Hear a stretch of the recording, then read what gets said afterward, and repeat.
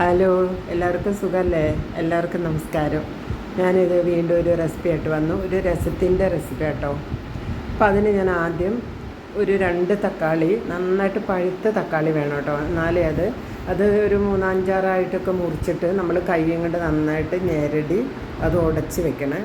പിന്നെ ഇതിന് വേണ്ടുന്നത് കുറച്ച് ചുവന്നുള്ളി, കുറച്ച് വെളുത്തുള്ളി, കുറച്ച് കുരുമുളക്, കുറച്ച് ജീരകം, ഇത്രയും ഞാൻ ചതച്ച് വെച്ചിട്ടുണ്ട്.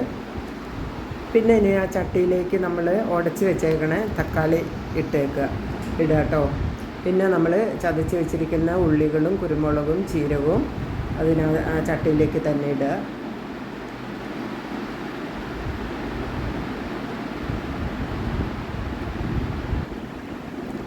പിന്നെ ഇനി ഇതിനകത്തേക്ക് വേണ്ടത് നമുക്ക് ഇത്തിരി പൊടികളാണ്.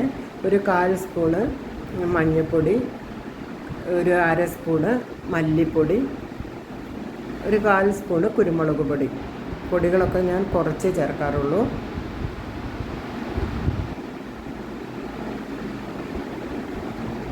പിന്നെ അത് വേണ്ടത് ഒരു സ്പൂണ്, ചെറിയ സ്പൂണ് പിന്നെ ഇതാട്ടോ,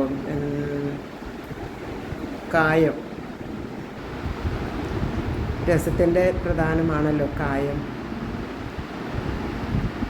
അപ്പോൾ ഒരു 1/4 സ്പൂണ് ഒരു കായം ഇട്ടു കേട്ടോ ഞാൻ. പിന്നെ ഞാനൊരു നാരങ്ങ വലിപ്പത്തിൽ പിന്നെ പുളി വെള്ളത്തിൽ ചാലിച്ച് അലിപ്പിച്ച് വെച്ചിട്ടുണ്ട്, അതൊഴിക്കുക. ഇനി നമ്മൾ പുളി നോക്കിയതിൻ്റെ ശേഷം പിന്നെ നമ്മൾ പുളി ചേർത്താൽ മതി കേട്ടോ.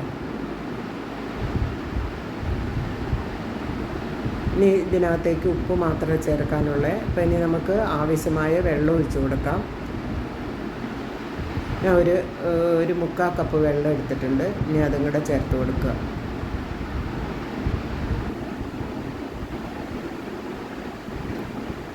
ഇനി ഇതിനാവശ്യമായ കല്ലുപ്പാണ് ഞാനിടുന്നത്. ഉപ്പും കൂടെ ഇട്ടതിൻ്റെ ശേഷം നമുക്കൊരു 4 മിനിറ്റ് നേരം മതി ഒരു രസം ഉണ്ടാക്കാൻ. അത് നന്നായിട്ട് തിളച്ച് സെറ്റാകണം. ഇനി ഒന്ന് അടച്ച് വെച്ചിട്ട് നമുക്ക് ഗ്യാസ് ഓണാക്കി അതൊന്ന് തിളക്കട്ടെ. ഇതപ്പോൾ തിളച്ച് വന്നു കേട്ടോ. 4 മിനിറ്റ് എടുത്തോളൂ. പിന്നെ നമുക്കൊരു ചീനിച്ചട്ടിയിലേക്ക് ഇത്തിരി വെളിച്ചെണ്ണ ഒഴിച്ചിട്ട് കടുകിടുക. പിന്നെ വറ്റൽമുളകും കറിവേപ്പിലയും ചേർത്ത് താളിക്കുക. അത്രയേ ഉള്ളൂ. എനിക്ക് വറ്റൽമുളകില്ല, അപ്പം പിന്നെ കാന്താരി ഉണങ്ങി വെച്ചിട്ടുണ്ട് കേട്ടോ. ഞാൻ അതാണ് ഇതിനകത്തേക്ക് താളിക്കാൻ വേണ്ടി ചേർക്കുന്നത്. അപ്പോൾ അതൊരു വേറെ ടേസ്റ്റ് ആയിരിക്കുമല്ലോ കാന്താരിക്ക്, ഇല്ലാത്തത് കൊണ്ടാണ്. കുറച്ച് കറിവേപ്പിലയും കൂടെ ഇട്ട് മുളകും കൂടെ നന്നായിട്ട് മൂപ്പിച്ചിട്ട് നമ്മളതിനകത്തേക്ക് ഇട്ട് കൊടുക്കുക. ഇനി ഒരു മിനിറ്റ് നേരം അതിൽ അടച്ചിരുന്ന് കഴിഞ്ഞാൽ അടിപൊളി രസമായി. നിങ്ങൾക്കൊക്കെ ഇഷ്ടമായിട്ടുണ്ടെങ്കിൽ ഒന്ന് സപ്പോർട്ട് ചെയ്യണേ. നിങ്ങളെ സപ്പോർട്ട് ആണ് എനിക്ക് ഏറ്റവും കൂടുതൽ. എല്ലാവരും സപ്പോർട്ട് ചെയ്യുക. എല്ലാവർക്കും ഒരു കൂടി നന്ദി.